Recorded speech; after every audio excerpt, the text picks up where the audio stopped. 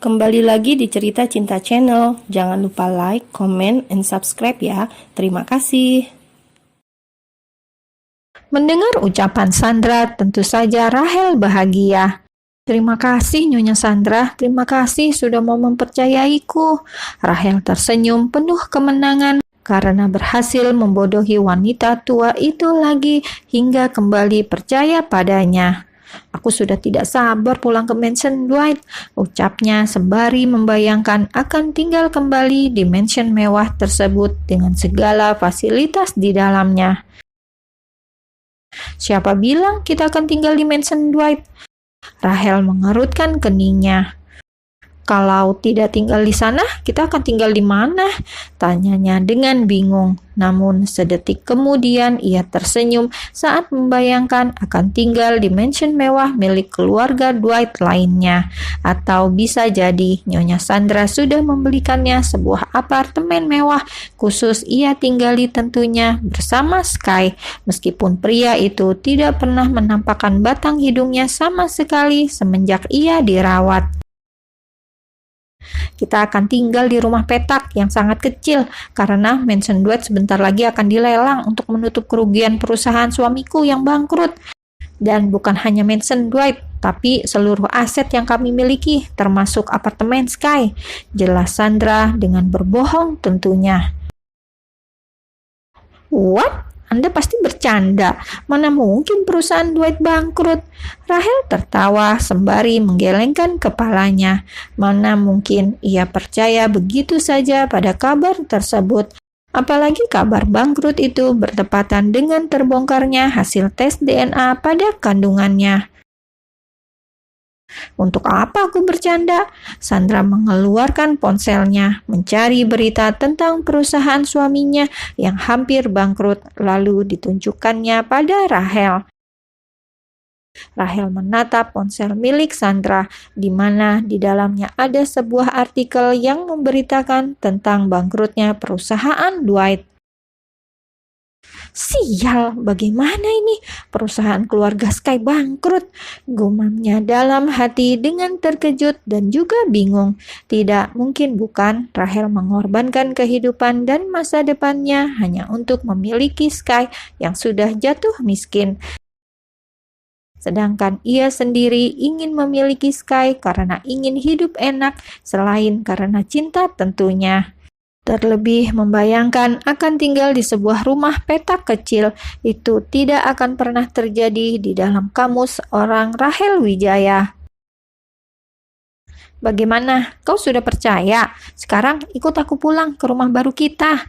Sandra hendak melangkahkan kakinya keluar dari ruang rawat Rahel dengan tersenyum penuh kemenangan. Tunggu! Rahel menahan langkah Sandra. Ini serius, kita akan tinggal di rumah petak? Tanya Rahel ingin memastikan. Tentu saja, Sandra berkata dengan serius. Cepatlah, dan jangan lupa untuk melunasi tagihan rumah sakitnya. What? Jadi kalian belum membayar tagihan rumah sakitnya? Pakik Rahel dengan tak percaya. Tentu saja belum, kami tidak memiliki uang untuk membayarnya. Sungguh sejak tadi Sandra ingin sekali tertawa melihat wajah Rahel yang terkejut dan pucat saat mengetahui kabar kebangkrutan keluarga Dwight dan ditambah dengan belum dibayarnya tagihan rumah sakit. Sial, ini sungguh sial. Aku tidak mau hidup miskin bersama mereka. Bahkan untuk membayar tagihan rumah sakit saja mereka tidak punya. Umpat Rahel dalam hati. Ayo Rahel, kita harus secepatnya pulang.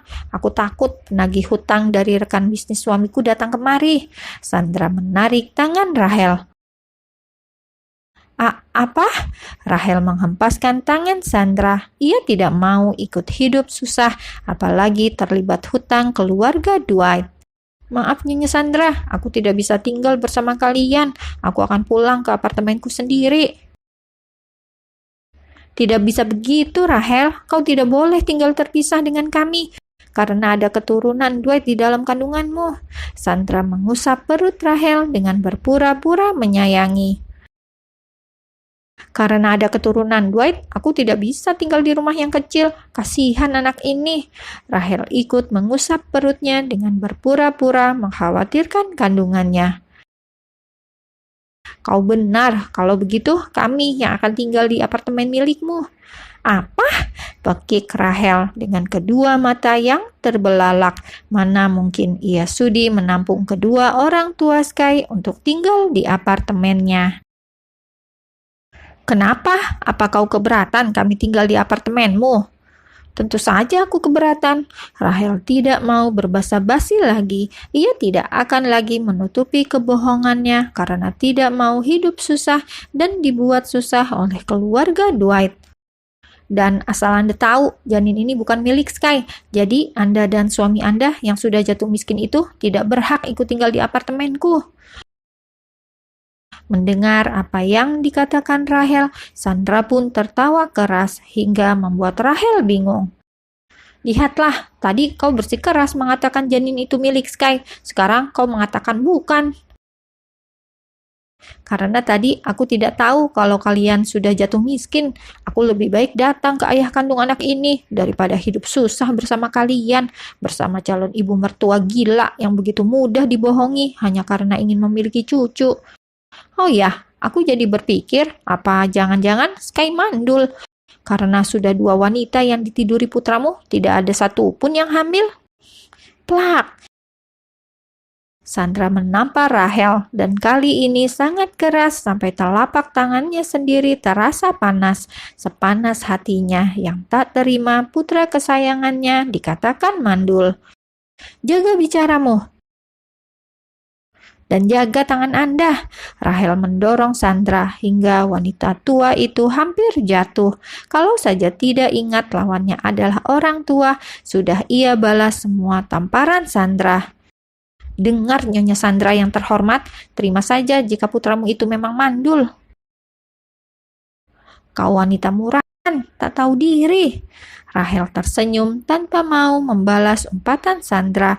Ia lebih memilih pergi dari ruangan tersebut sembari memikirkan bagaimana caranya meyakinkan Kelvin untuk menerima dirinya dan kandungannya, karena pria itu adalah ayah biologis dari janin yang dikandungnya.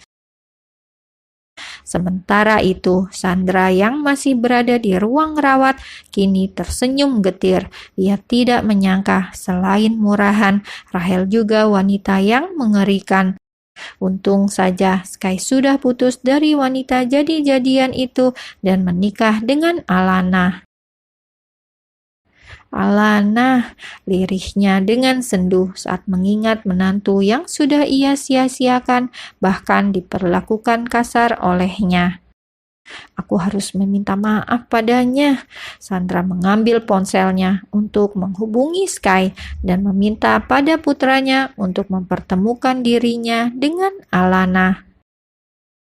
Sementara itu, di tempat yang berbeda, lebih tepatnya di sebuah apartemen mewah milik Alana Ricardo, Sky tengah mengangkat panggilan telepon dari Mam Sandra dengan menjauh dari Alana yang tengah duduk di ruang tengah.